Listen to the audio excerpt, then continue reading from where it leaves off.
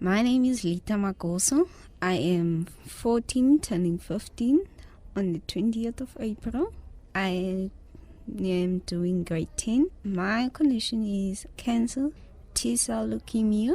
I found out on the 22 of August 2018, and no one in my family had it. So I was scared. I didn't know what the challenges or symptoms are. I had these lumps on my throat.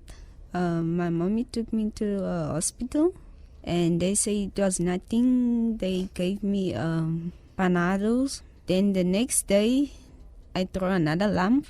Then there was a student nurse that said she's gonna draw blood from me. Now the following day I went to school. I was called to the office. Then my mommy said we had to rush to the hospital. When we arrived, they put me on a drip. Then they transferred us to Red Cross Hospital. And the following morning, my mom told me that I have cancer. They said I'm going to be fine. Then I trusted the doctors because I'd never been in a hospital before. I'll be interviewing my doctor, Dr. De Quintal. All right, so I'm Dr. De Quintal. My first name is Helder, and I'm one of the pediatric consultants in the oncology department at the Red Cross Hospital. What was the first thing that came in your mind when you saw me? You were a very pleasant young man, a little bit anxious to come to a new place and to meet a new family, your new doctors, your new nurses, and you were a little bit afraid because you weren't knowing what your diagnosis was. How did you find out what was my condition?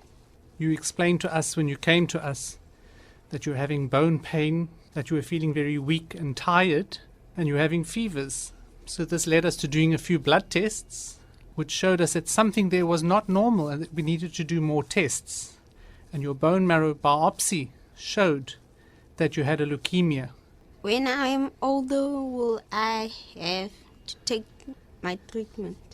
So the plan is that you would complete your full 3 years of treatment, and then that treatment will be stopped. But you're going to need a long follow-up. So it means that every 3 months for the first 2 years, we will need to see you in our clinic and monitor you very carefully for any signs of that cancer coming back. And if there are no signs, then we will start following you up less frequently at around 6 months, so twice a year. And if that all goes well, then we'll only see you once a year. Thank you very much for being here with me, and thank you for your time. It's an absolute pleasure, and I wish you all the best of luck with the continued treatment. When they were telling me that I have cancer, I was scared and I was angry because I didn't know what to do, what mustn't I do. I couldn't play soccer, couldn't walk a lot. I remember other day when I was getting off a taxi, I fell down on the floor because my bones were weak. Then when we were crossing the road, I fell again. Then my mommy picked me up, so we went inside. Mom, can you please tell me more about yourself?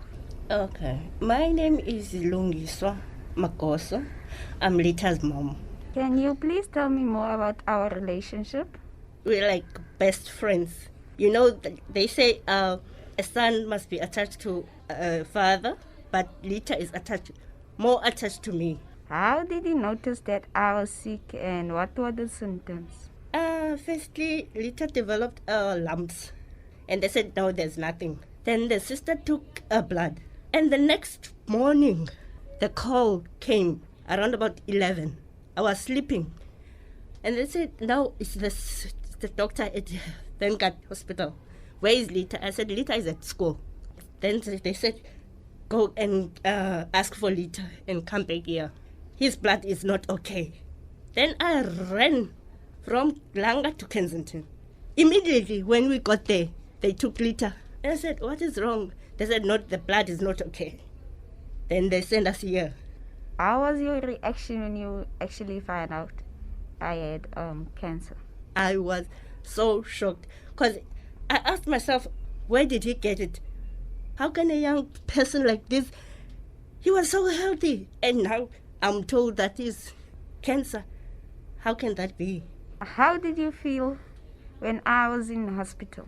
I felt very bad. Very bad. Because I have to be here. I have to work. And no one is working at home. So I have to bounce the working place and to be here for my son.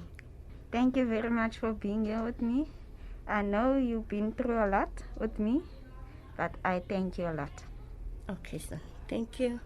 Now that I am in maintenance, I feel happy because some of the children that came in with me died.